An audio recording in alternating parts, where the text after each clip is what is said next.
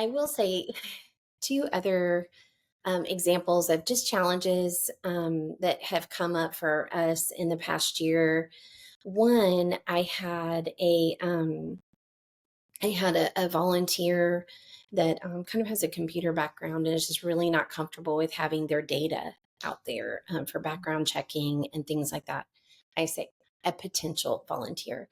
And so, we tried some, would you be comfortable with this? Would you be comfortable with that? You know, just trying to, really understand the situation. And it just wasn't the background check. There was no way to run the background check at the level that we run it. Um, that was going to be in a comfortable place for him. And so he and his wife were not going to be able to volunteer.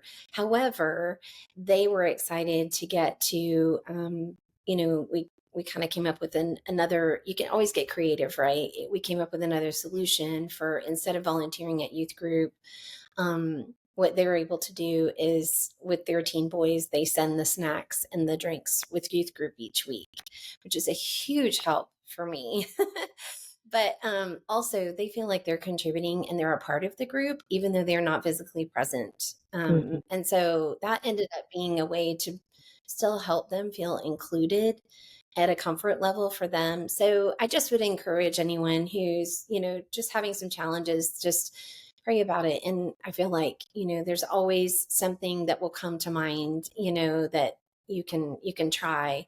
Um, Another challenge, and I've had this challenge in this past year, but also previously, is some of our seniors don't have either an email address or a computer. Mm. And that poses a challenge with Ministry Safe. Everything is tied to an email address.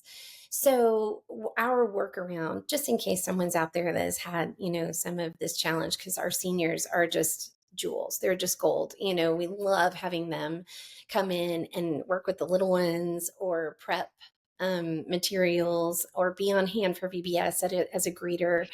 And so what we've done is they've come in and we have created an email account for them just for this purpose and sat and gone through with them because they're not familiar with they're a little intimidated by a computer and how to take the quizzes and that sort of thing. And so that ended up being and that they don't use the email address for anything else, but that ended up being just a workaround that we were able to come up with so that we could continue having, both of those folks are in their 80s and we just love them so much. So we were grateful to get to keep them on the team.